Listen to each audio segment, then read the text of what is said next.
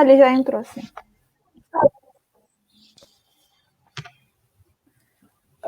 Boa noite, gente. Eu me chamo Larissa, eu sou acadêmica de enfermagem da UFPEL. Hoje eu vou mediar a live sobre violência obstétrica e as redes sociais virtuais com a enfermeira Jéssica Pauletti. No mês de agosto, né, aconteceram as lives sobre aleitamento materno, em alusão ao agosto dourado, que é o mês do aleitamento materno. E as lives ficaram salvas, tanto aqui no Facebook quanto no YouTube, no canal do projeto, que é Bebê a Bordo FPEL, em minúsculo, que vocês podem pesquisar o nome e vão estar lá as 3 lives salvas. A certificação da live de hoje vai acontecer através de um formulário que vai ser publicado ali nos comentários durante a live. Eu vou falar um pouquinho do projeto Bebê a Bordo, que é um projeto de extensão da Faculdade de Enfermagem da UFPEL. Ele teve início no ano de 2018, mediante uma demanda, né, de 2 UBS do município de Pelotas, por atividades de educação em saúde sobre o período gravídico puerperal. E também entendendo que as atividades no pré-natal não englobam todas as informações que as grávidas, né, as mulheres grávidas e as puérperas precisam ter sobre dúvidas, sobre medos que elas têm durante esse período. O projeto Bebê a Bordo, durante a pandemia, tem feito atividades de extensão através de publicações, né, nas redes do projeto, tanto no Instagram quanto no Facebook. Estas lives, né, que foram as 3 que aconteceram no mês de agosto, e as que vão iniciar agora, porque as do mês de agosto fizeram até bastante sucesso.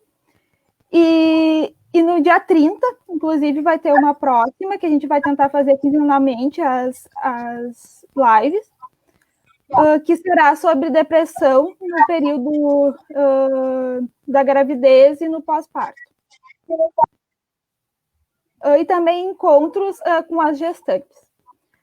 Eu peço que vocês deixem as suas dúvidas aqui nos comentários, que a Jéssica vai responder durante a live, ou, se não der tempo, a gente responde depois. Então, eu convido a enfermeira Jéssica para se apresentar para nós e iniciar a fala dela. Muito obrigada pela presença, Jéssica. Obrigada, Larissa. Então, boa noite a todos. Eu me chamo Jéssica, sou enfermeira, então, do Hospital Unimed Vale do Caí. Atuo na assistência tanto na atenção nas alas, né? No caso, nas alas de internação, CTI, pronto atendimento e agora, devido à pandemia, na área COVID também. Eu me formei então pela casa, sou formada então pela UFPEL. Quero agradecer então a professora Sidney, que entrou em contato comigo pelo convite, a Larissa e as pessoas do projeto. E não poderia também deixar de agradecer a professora Ana Cláudia e a professora Juliane Ribeiro pela indicação. Então, foi me dada a missão, digamos assim, para falar sobre violência obstétrica, que inclusive foi o meu assunto de TCC, né? Então, do meu trabalho de conclusão de curso. Então, vamos pelo começo. Então, o que é a violência obstétrica? É a violência que ela ocorre em todo período gravídico puerperal, incluindo, então, aí pré-natal, trabalho de parto, puerpério, e inclusive nas situações de abortamento. Nós tivemos aí no último mês um caso que ficou muito conhecido dentro do nosso país, que foi uma menina de 10 anos, que foi abusada sexualmente por um parente, né? E teve o seu direito de abortamento, né? De realizar o aborto de forma segura, que é o que a gente tem na legislação do nosso país, negada de certa forma. Essa menina, ela sofreu violência obstétrica, mesmo que isso não tenha sido discutido ou a gente não tenha passado despercebido por muitos profissionais da saúde. A violência obstétrica, então, ela pode ocorrer de várias formas, então pode ser física, psicológica, sexual, através de negligência, discriminação, tanto racial quanto sexual, sejam elas privadas ou sejam elas públicas, elas têm mulheres em situações tão complicadas e tão pesadas e difíceis que por muitas vezes tira a autonomia delas sobre seus corpos e sobre o seu próprio protagonismo dentro desse processo todo. Alguns autores dividem, então, a violência obstétrica em 4 tipos. Então, negligência, omissão de atendimento. Um exemplo, uma gestante chega no pronto atendimento, chega na UBS, com pressão 17/10, então 170 por 100, e essa gestante, ela não é medicada, ela simplesmente é liberada, sem fazer, não ter nenhuma conduta. Ela já sofreu um tipo de violência, ela foi negligenciada dentro do serviço de saúde. A física, então, além de, pensando aí em casos, né, gravíssimos, né, agressão física através de tapas, socos, ou inclusive na episiotomia sem consentimento, é um tipo de violência obstétrica, ela acontece muito. Psicológicas, então palavras hostis, frases que parecem bobas para nós, como absurdas, digamos assim, como que alguém fala isso, mas falam do tipo, na hora de fazer não doeu, então para de gritar. Diminutivos, mãezinha, para de gritar, você está assustando as outras gestantes. E a sexual, através do assédio sexual e até mesmo estupro. Outra forma também da violência obstétrica é o fato da peregrinação dessas mulheres no serviço de saúde. Isso acontece muito. Ah, mas isso não se resolve aqui, vamos encaminhar essa gestão, você tem que ir para tal serviço de saúde, isso é um tipo de violência. E nós, profissionais da saúde, somos responsáveis diretamente por esse tipo de peregrinação. Muitas vezes a gente não passa a informação correta, fazem essas mulheres passarem por diversos serviços sem nenhuma informação, e muitas vezes a gente não acolhe essas mulheres de forma efetiva, a gente não escuta as suas necessidades e atrapalhando ainda mais todo esse processo, dificultando essa mulher a ter um serviço de qualidade, um atendimento de qualidade. Hoje, no Brasil, estudos mostram que 1 a 4 mulheres sofrem violência obstétrica. É um número muito grande. Entre as principais causas, principais tipos, né, de violência cometida, principalmente no parto, né, tá episiotomia sem consentimento. Em primeiro lugar, a ocitocina, né, direto no soro. Essa mulher já chega, já coloca a ocitocina direto nessa mulher, sem respeito nenhum às suas vontades e suas necessidades. A bolsa amniótica. Deixa eu ver aqui mais. A manobra de Criceler, que mesmo pelo Conselho Federal de Enfermagem a gente é proibido de fazer, porque sabe dos danos que ela pode causar.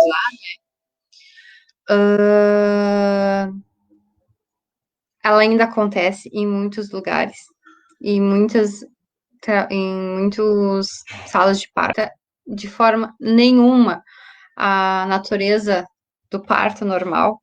Na verdade, eu escutei de um colega de serviço que o novo normal é a cesariana e o anormal é o parto normal, porque é muito mais prático, digamos assim, a cesariana do que o parto normal, e isso a gente só vê os índices, né, de cesariana no país. A gente é o país com o maior número de cesarianos do mundo. O desrespeito e o abuso dessas mulheres, de certa forma, ainda está muito vinculado na nossa forma da forma que a gente ainda é formado dentro das instituições de ensino, e não digo só pela enfermagem, eu digo por médicos, inclusive técnicos de enfermagem, todos os profissionais que estão envolvidos diretamente nesse processo de parir, né? A principal forma que a gente tem de mudar isso é começando a trazer esse assunto à tona, porque pouco se vê e mais ainda, pouco se discute.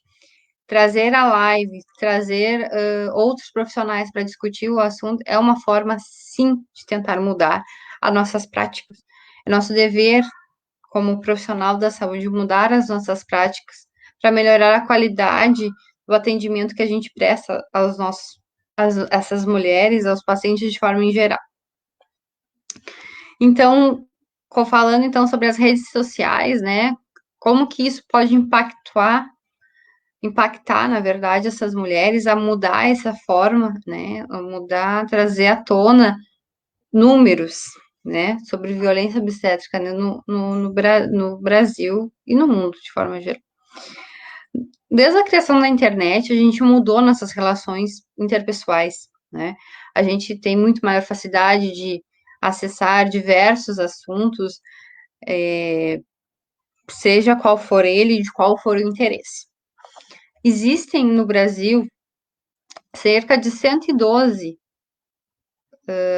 grupos no Facebook falando diretamente sobre violência obstétrica. Desses grupos, 110 são privados, apenas 2 são públicos. Por quê? Porque a forma dessas mulheres garantirem que elas vão ter um espaço para discutir, sem julgamentos ou sem uma repressão, é privar o maior número possível de pessoas que vão entrar nesses grupos para se discutir isso. E eu acredito mesmo que não só o Facebook, como o próprio Instagram são ferramentas essenciais para se discutir, para mostrar a essas mulheres o que é a violência obstétrica, para os profissionais também estarem cientes do que é a violência obstétrica. Porque muitas vezes acontece que eu estava submetendo essa mulher a um tipo de violência. Então, a gente precisa discutir. E esses espaços, como eu falei, traz um maior número de pessoas e de profissionais e, né, mulheres que já passaram por isso. Nós temos casos que foram relatados, inclusive em Pelotas, de profissionais sendo grosseiros, não deixando o familiar entrar, mesmo a gente tendo hoje no Brasil uma lei do acompanhante que permite toda mulher tem direito de ter um acompanhante no seu no trabalho de parto, no parto, um acompanhante de escolha, isso ainda não se respeita. Mesmo com tudo isso, mesmo a gente tendo políticas nacional de assistência à mulher, que prioriza o parto normal, que prioriza o contato a pele, que prioriza o aleitamento materno na primeira hora de vida dessa criança, por que ainda não ocorre esse tipo de coisa? Aí a gente vai entrar num assunto, além disso, uma violência ao recém-nascido, né, em todo esse processo que acaba somando, acarretando a uma soma de erros que está diretamente ligada à nossa conduta profissional. Então, assim, dar espaço a essas mulheres discutirem sem julgamentos dentro das redes sociais, trazer assuntos, dizer, olha, acolher essas mulheres de forma mais efetiva, né, seja dentro da rede social, ou seja na prática, né, efetiva, olha, vocês podem discutir, dar o amparo legal para elas, porque muitas vezes chega num ponto que o amparo legal é o que elas mais vão necessitar naquele momento, né? Seja por a negligência que for, digamos assim. A gente precisa fortalecer, sim, as redes sociais nesse aspecto, no aspecto de proporcionar mesmo a discussão, proporcionar que essas mulheres possam relatar sem que ninguém julgue, mas será que foi bem assim? Será que não está exagerando? Então, a gente precisa cuidar um pouquinho que a gente fala, um pouco a forma em que a gente age, porque isso interfere diretamente, né, nessa conduta, nessa forma que essa mulher vai relatar ou se expressar. Dentro do meu TCC, como eu falei, eu, eu também avaliei esses dois grupos abertos, né, que a gente tem hoje no Brasil, sobre os relatos dela, sobre o que esses grupos continham. Então, assim, tinha poucos relatos, e esses relatos já era desde o acolhimento até o processo até o parto, onde essa mulher sofreu inúmeras violências, falando do peso, falando dela, dizendo que ela não, isso que eu falei, na hora de fazer não gritou, não doeu, a maioria procurando advogados para poder processar, porque levou a um nível onde a criança chegou a óbito, pelos profissionais não fazerem o seu trabalho adequadamente. Então, são assuntos é um assunto pesado da gente discutir, mas ele se faz necessário, e repito, na academia também, porque a gente não tem isso muito discutido ou pouco falado durante a nossa formação. Então, se necessita fazê-lo. Outra coisa que, junto com a Larissa e a professora Cidinha, foi me pedido para conversar um pouquinho foi sobre os riscos da cesariana. A gente sabe que a cesariana, quando se conseguiu fazer uma cesariana efetiva, então depois da criação dos antibióticos, né, a criação da penicilina, primeiramente, conseguimos fazer a cesariana com a mulher viva, tirar essa criança efetivamente viva e bem de dentro da mulher, mas os riscos da cesariana não mudou desde a sua descoberta, digamos assim. Nós temos um risco aí efetivo de hemorragias, um risco efetivo de infecções, então sepse, além de placenta grudada no útero, provável placenta prévia numa futura gestação, isso falando da mulher, né? Uma cesariana de repetição pode chegar a levar a um óbito, problemas de fertilidade na mulher. No bebê, a gente fala em prematuridade, porque hoje, em muitos hospitais, a cesariana só pode ser feita a partir da 37ª, 38ª semana. Hoje, através de protocolos. Mas, há não muito pouco tempo, as cesarianas eram feitas na 35ª semana. Esses nasciam prematuros ou muito em prematuridade extrema, devido à ultrassonografia não dar exatidão aí nas semanas.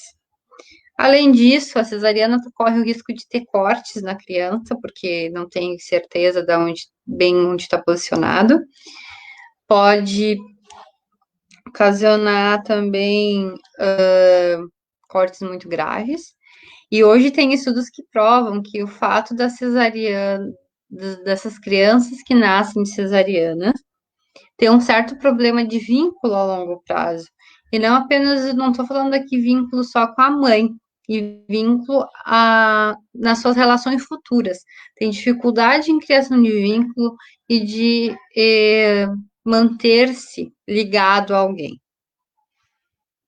Além disso, o fórceps. A parte normal com fórceps.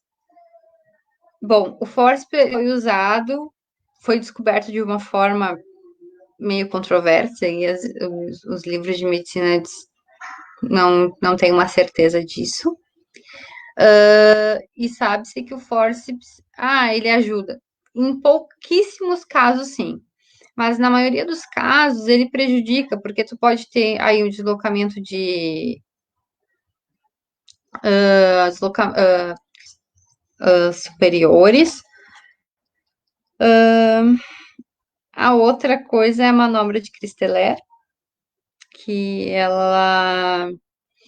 Não sei se todo mundo sabe como é que é. A manobra de Christeler nada mais é do que um profissional da saúde, geralmente um técnico ou enfermeiro, colocar o braço em cima da barriga da gestante e fazer força para baixo para ajudar essa mulher a parir.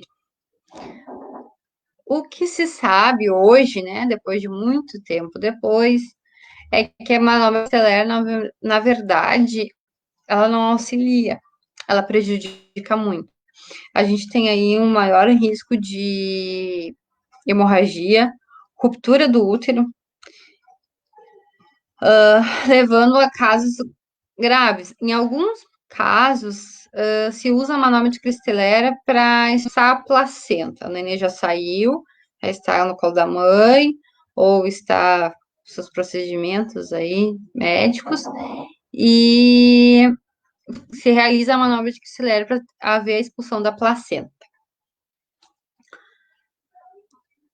Para algumas mulheres funcionam, para outras não funcionam. Então, como eu falei, ainda tu tem um risco aí aumentado de ocorrer uma ruptura de útero. Episiotomia.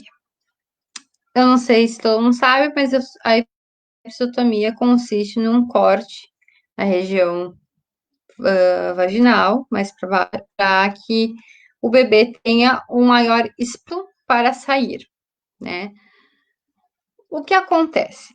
Hoje já se tem estudos que provam que as lacerações de grau máximo, então grau 3, elas ainda causam menos danos à mulher que a episiotomia. Porque a episiotomia, muitas vezes, ou ela não é feita de forma adequada, ela é feita de um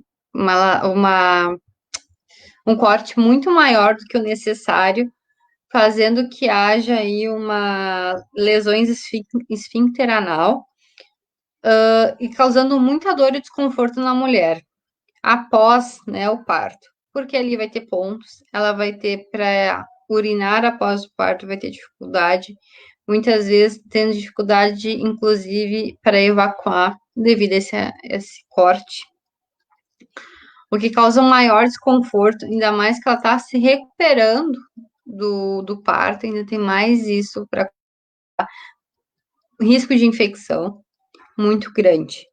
Então, hoje tu tem que justificar o porquê tu fez a episiotomia.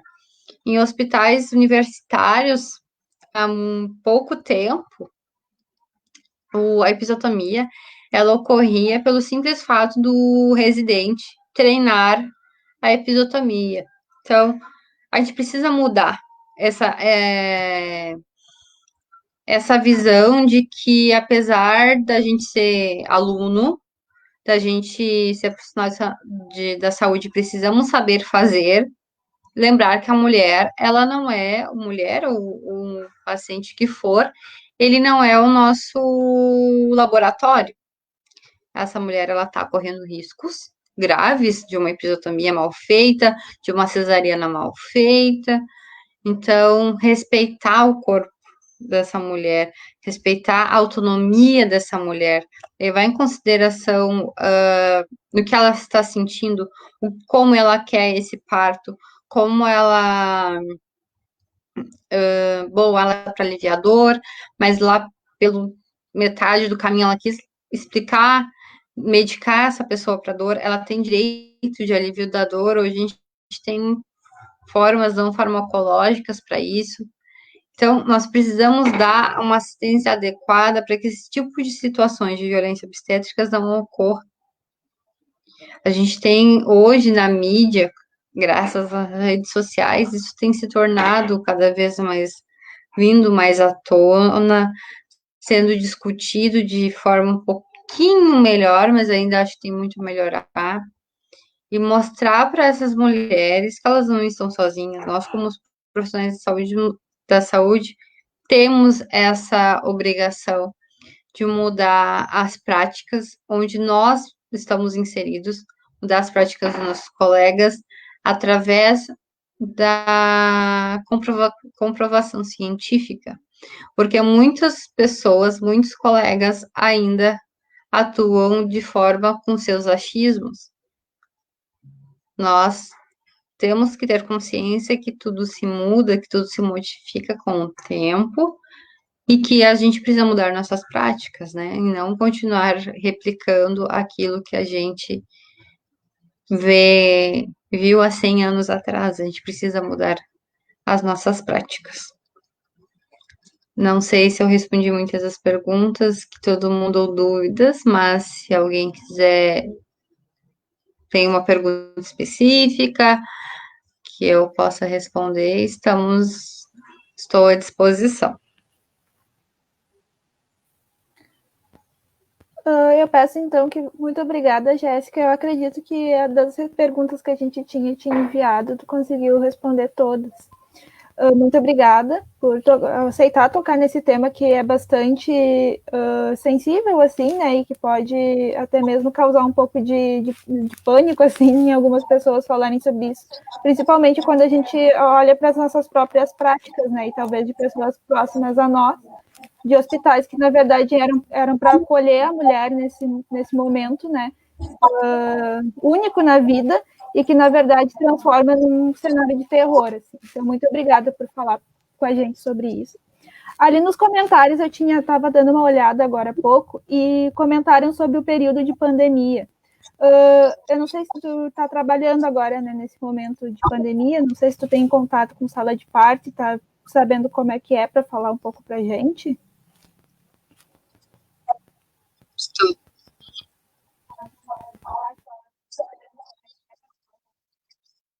Bom, eu vou dizer no que onde eu trabalho, né? É, como é que eu vou dizer? Bom, no período de pandemia, eles estavam tentando segurar o máximo possível para essas gestantes terem parto normal, para que elas ficassem menos tempo possível dentro do hospital. Em casos que realmente não tinham como, não evoluiu, aí sim, marcavam a cesariana, fazia cesariana, e no outro dia ia para casa, exatamente por isso, menor contato com pessoas, e menor tempo possível dentro da instituição hospitalar. Então, onde eu fico, elas ficam de 24 a 36 horas, dependendo do pediatra dar alta ou não para o RN, para o recém-nascido. Mas está se comportando assim. Vai, 24 horas, no máximo 24 horas, vai para casa. Mas eles estão tentando controlar bastante o período que essas mulheres ficam expostas, então, aí no hospital mesmo.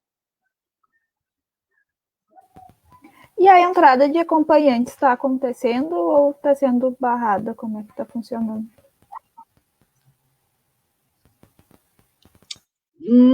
Tá sendo.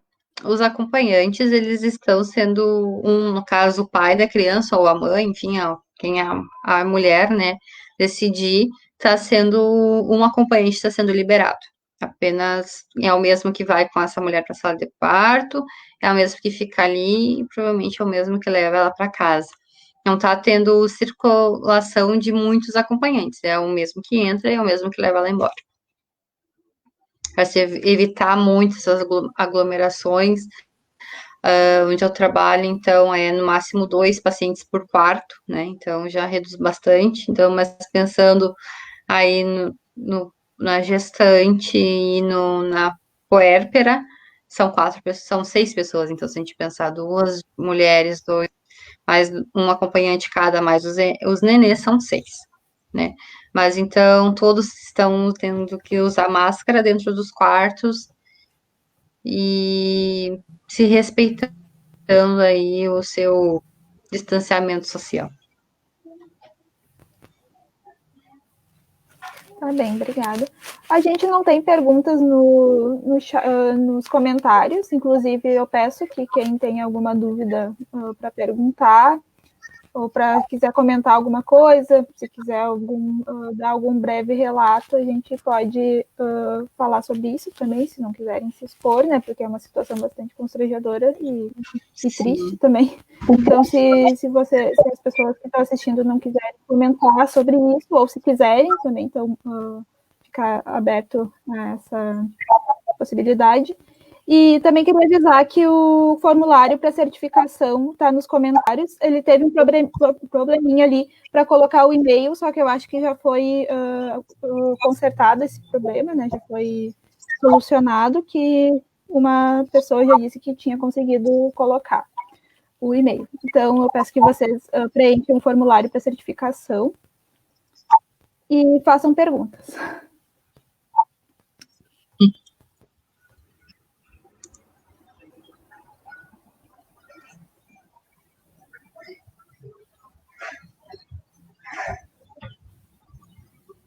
O projeto da minha avó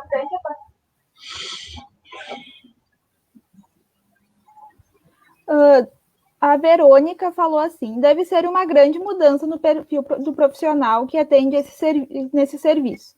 E também esclarecer ainda mais as gestantes sobre os seus direitos. Eu até acho que isso formula uma pergunta, né? Que seria como tratar sobre os direitos das gestantes já no pré-natal e falar um pouco das políticas públicas que existem, né? Sim, a gente sabe que principalmente na rede, na verdade, na rede pública e na rede privada, né? Não dá para ler. O pré-natal, ele é muito deficiente. Muitas gestantes, inclusive, coisas básicas da própria gestação, do todo o processo gestacional tem dúvidas, né? Sobre o seu corpo, como que ele vai se modificar. E as políticas públicas, elas devem, políticas públicas que seus direitos, elas devem ser discutidas já no pré-natal. Mostrar para essa gestante que ela tem direito a um acompanhante, da forma que ela deve ser tratada, que ela tem direito, sim, de questionar o que está sendo feito no corpo dela, de se negar a receber qualquer coisa que ela não saiba o que, que é. Ela tem. A gente tem que mostrar para ela que ela tem autonomia, sim, sobre tudo aquilo, sobre tudo que está acontecendo e vai acontecer com ela. Então, a gente precisa discutir isso, é, é, mostrar para ela a própria carteira da gestante, ela é bem didática nesse assunto, se a gente for analisar, ela mostra quais são os direitos da gestante, como que vai suceder todo o processo, mas a maioria das mulheres não leem a carteira da gestante. Então, os grupos de gestante, eles devem ser mais difundidos dentro das atenções básicas, ela deve ser mais difundido e trazer assuntos, sim, como violência obstétrica, porque por mais que seja um assunto difícil, por mais que seja um assunto que as pessoas têm um pouco de medo de se discutir, mas tem direito do acompanhante, que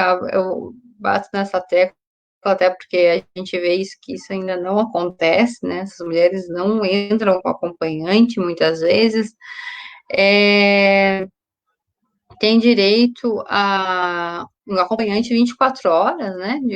Não só dentro da sala de parto. Ela tem direito à analgesia, tanto farmacológica como não farmacológica. Então, a gente precisa trazer isso, sim, dentro do pré-natal, fazer um pré-natal de qualidade, independente da forma que a gente vai, se a gestante vai querer prosseguir, seja na atenção básica, seja no consultório do próprio médico. Precisamos mudar isso, ao escutar BCF, ver medida uterina, então a gente precisa mudar, a gente precisa modificar essa forma de trabalhar.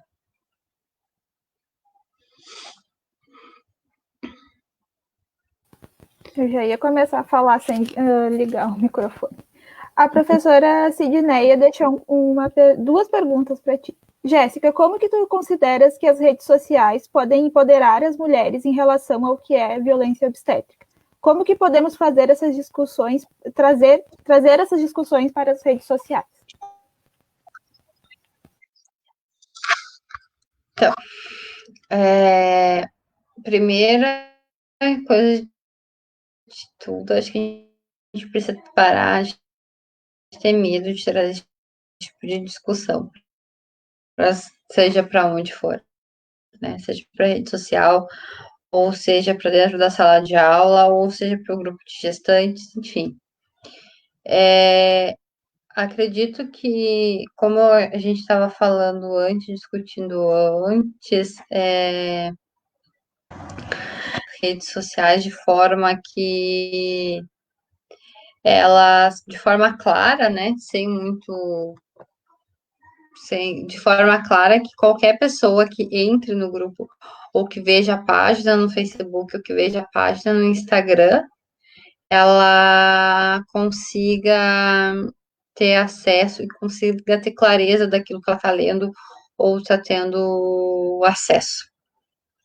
A primeira forma de empoderar a mulher é ela ter conhecimento sobre aquilo que ela tem direito. Empoderar a mulher é mostrar para ela todas as modificações que o corpo dela vai sofrer, tudo que ela vai poder acontecer dentro do hospital, tudo que pode acontecer em qualquer estabelecimento de saúde, mostrar todas as situações possíveis que ela pode vivenciar e presenciar, né? E a partir disso elas vão empoderar outras mulheres para outras discussões e para outras, mostrando outras vivências e moldando dentro daquilo que é possível, né? Dentro do que elas têm acesso, digamos assim. E hoje, dificilmente ninguém tem aí acesso às redes sociais, seja Facebook ou o próprio Instagram. Então, a partir desses grupos, a gente já faz isso, por exemplo, aleitamento materno, a gente já faz isso. A gente traz em diversas páginas de redes sociais o assunto aleitamento materno. Então, por que não fazer a mesma coisa com a violência obstétrica? Porque as pessoas têm um pouco de medo, nós, profissionais da saúde, temos medo de discutir o assunto. Porque isso interfere diretamente na nossa conduta, na conduta onde nós estamos, das instituições onde nós estamos inseridos, e a conduta dos nossos colegas. A mudança é muito maior, é muito mais difícil de discutir isso, se prevenir isso, né? Digamos assim.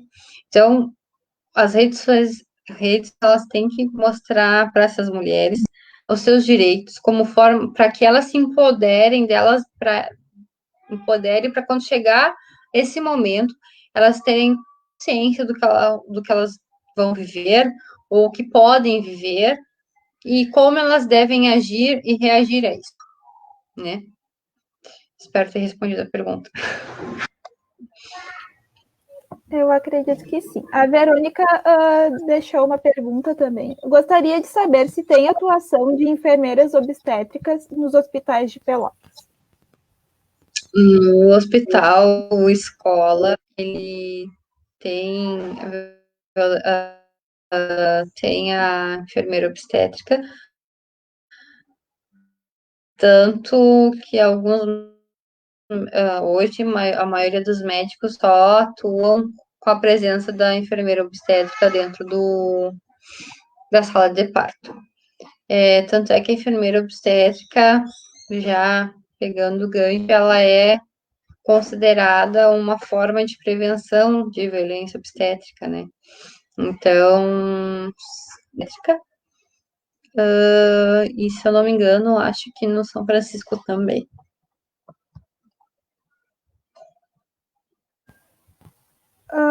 Eu ajudei um pouco na parte da violência obstétrica de uns cards que a gente publicou nas redes sociais. E eu estava lendo que comumente, não em Pelotas, né, que eu não li especificamente para Pelotas, mas que no resto do Brasil, às vezes as enfermeiras obstetras, elas são realocadas, né? Muitas têm a formação, mas não trabalham porque o hospital, a administração do hospital, não sei, alguém, acaba realocando as enfermeiras e por isso elas não conseguem atuar na função de formação, né? Isso daí também é uma coisa que a própria administração do hospital acaba cometendo uma violência institucional, eu acredito, né, que pode ser classificada, que é quando ela está restringindo, né, o acesso daquelas parturientes ali a um serviço, a um atendimento, a um cuidado especializado, né, que é o trabalho da enfermeira obstétrica.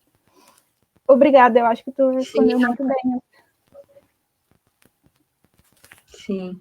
Posso Acontece bastante essa questão de realocar, porque mesmo que tu tenha a titulação, né, enfermeira obstétrica, muitas vezes tu bate de frente com um sistema que ainda não aceita muito bem, né, a atuação da enfermeira. Então, que é mais fácil o hospital te realocar de setor do que resolver para o setor que realmente está mais a fundo a ser resolvido.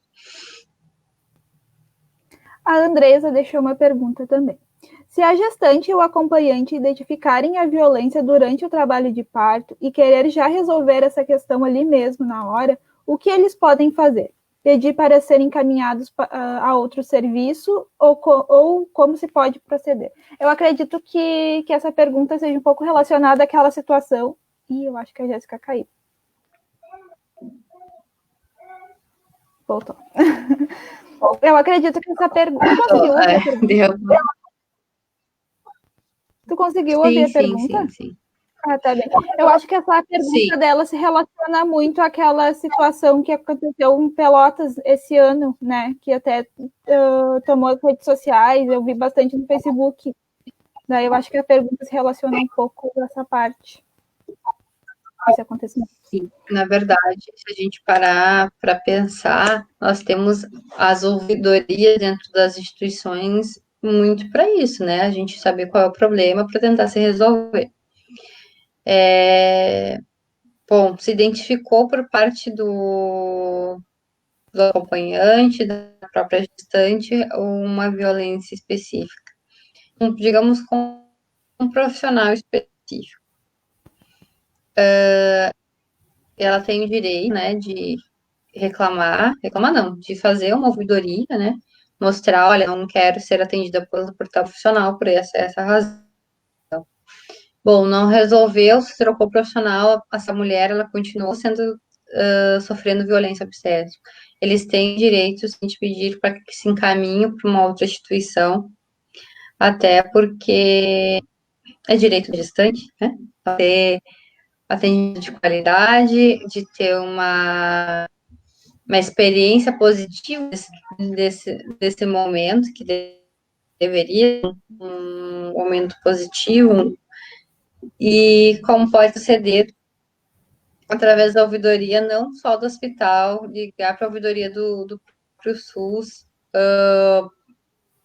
que você pode dizer o estabelecimento, que tipo de violência aconteceu, o que ocorreu, na verdade, porque a gente fala de violência obstétrica, mas o próprio Ministério da Saúde não quer que se use o termo violência obstétrica, porque diz que não é bem assim, que é para usar danos, enfim.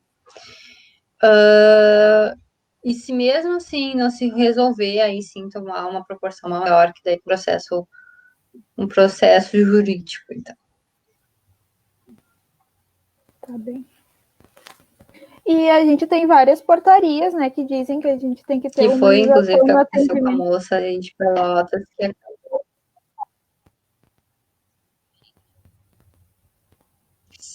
Sim, a gente tem o Humaniza SUS, a gente tem a própria Política Nacional de Atenção à Mulher, a Rede Cegonha, então a gente tem uma série de políticas públicas que não só que não se aplica só ao SUS, né? A gente tem que pensar que saúde, o que a gente tem hoje de política nacional, ela vale tanto para a rede privada quanto para a rede pública.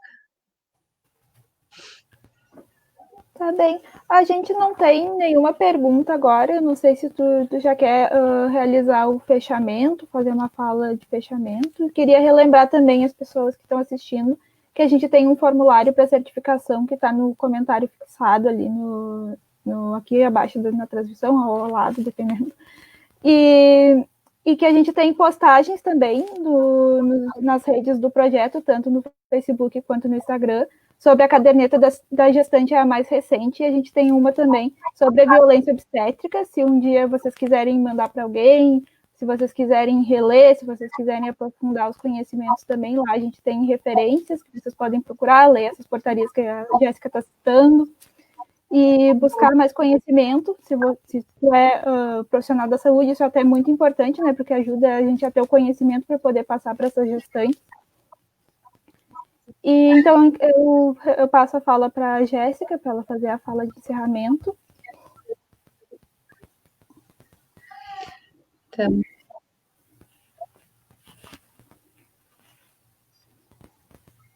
Então, novamente agradecer o convite, né? Tanto da professora Sidneia, como todo o grupo de extensão aí, do projeto de extensão do Bebê Bordo. É um tema complicado, é um tema difícil, é um tema pesado, mas faz necessário se discutir, ler sobre, mudar as nossas condutas de pouquinho em pouquinho, passar por nós e levar isso para a nossa equipe. E estou à disposição de qualquer pessoa que quiser perguntar, tanto no privado, ou quiser entrar em contato com as meninas depois entram em contato comigo. Agradecer novamente e espero ter respondido as perguntas de vocês, esclarecido um pouquinho sobre o assunto. Muito obrigada. A gente que agradece, Jéssica, por ter aceitado fazer essa fala para a gente hoje. Queria lembrar que a gente tem página aqui no Facebook, como vocês estão assistindo a live, a gente tem também uma página no Instagram, e agora o projeto tem um canal. Vocês encontram as lives do Agosto Dourado, né, referente ao aleitamento materno, lá no canal do projeto, que é Bebê a Bordo do Fel. Peço também que vocês deixem aqui algum comentário, caso queiram, ou mandem para a Jéssica, como ela já se dispôs a responder para vocês diretamente. Lembrando de novo do formulário de certificação que está nos comentários, e agradecer a todos por terem assistido. E é isso. Boa noite, e espero que essa live tenha sido esclarecedora para todos.